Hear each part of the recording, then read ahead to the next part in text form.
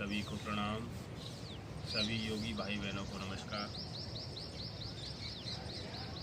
आज के आसन में हम आपको शीर्षासन के स्टेप्स यानी कि अंग, उसके लाभ और सावधानियां से आपको अवगत कराएंगे।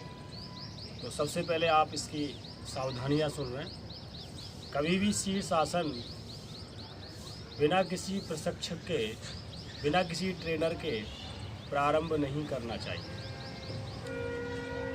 और प्रारंभ करने से पहले उसके जो स्टेप्स हैं उनको ठीक से समझ लेना चाहिए।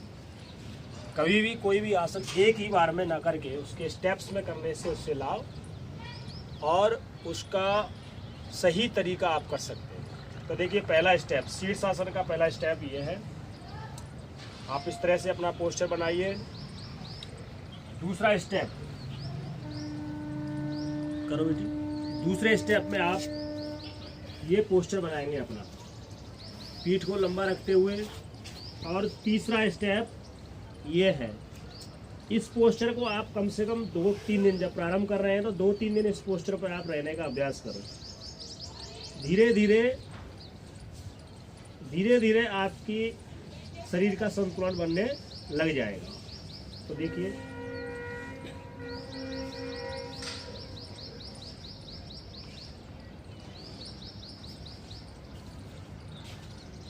वो देख लेंगे,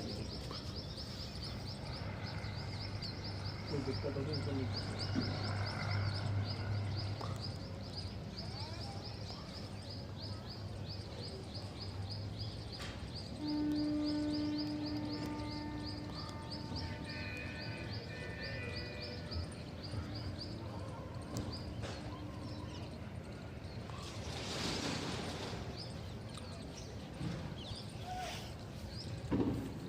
देखिए, ये कम से कम 1 मिनट तो आपको करना है।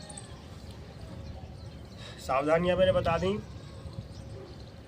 अगर दीवार का सहारा आप ले सकते हैं प्रारंभ में, या किसी अन्य वस्तु का सहारा ले सकते हैं, किसी साथी का सहारा लेकर के इसको प्रारंभ करें, तो इससे बहुत सारे फायदे हैं इस आसन के करने से। क्योंकि ब्लड का प्रवाह पैरों से हमारे सिर की ओर प्रारंभ होता है, तो मेरुदंड मजबूत होगा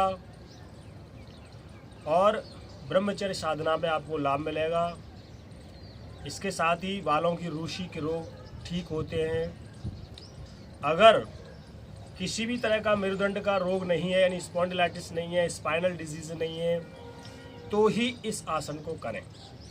और यदि इस आसन को आप ठीक से कर पाते हैं तो ये रोग आपको कभी नहीं होंगे। इसके साथ ही आपको जो पैरों का दर्द है, पिंडलियों का दर्द है, उसमें भी राहत मिलती है। और प्राणों का प्रवाह सिर और आपके अधो शरीर से इस प्रकार से सामंजस्य स्थापित हो जाता है कि आपको साइकोफिजिक बैलेंस यानी शारीरिक मानसिक संतुलन बनाने में भी लाभ मिलता है। तो अवश्य करें शीर्षासन। लेकिन इसके कुछ जटिल स्वरूप हैं, वो भी मैं आपको अभी इसी वीडियो में दिखा देता हूँ कि अगर इसको आप काफ़ी लंबे समय से करते चले आ रहे हैं तो इसको थोड़ी देर तक और 1-2 एक्सरसाइज के साथ कर सकते हैं, तो वो भी आप देख लीजिए। तो वही उसी तरह से हम प्रारंभ करेंगे। देखिए, पहला पोज इस तरह से मेरुदंड को लंबा करना है, और दूसरे में यहाँ संतुलन थोड़ा सा दोनों हाथों के बीच में मैं अपने सिर को रखूँगा और कोहनियों का सहारा लेता हूँ मैं। तो कोहनियों के सहारे लेने से शरीर ऊपर की ओर संतुलित हो जाता है, यानी कि रुक जाता है इस तरह से। ये देखिए, ये अगला स्टेप है इसका।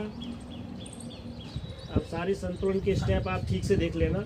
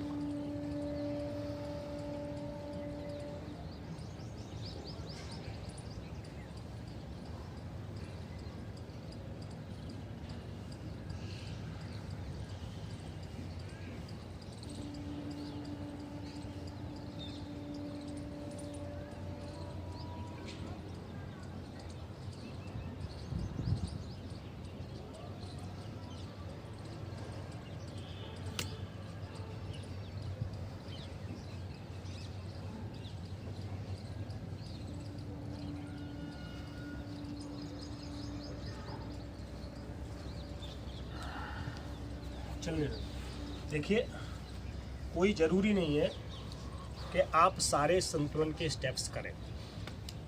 होता क्या है, जब आदमी आसनों को करते करते शरीर पर पूरा संतुलन बनाना प्रारंभ कर देता है, तो कुछ मर्म केंद्र होते हैं हमारे शरीर के, उन मर्म केंद्रों का भी व्यायाम हो जाता है और उससे बहुत ही अच्छे अच्छे परिणाम आपको मिलने प्रारंभ हो जाते हैं।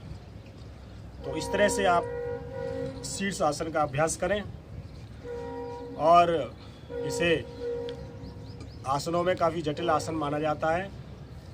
आपने देखा, इसके लाभ अच्छे हैं। आप सबको बहुत बहुत धन्यवाद वीडियो देखने के लिए। चाहूँगा अभ्यास करें। नमस्कार।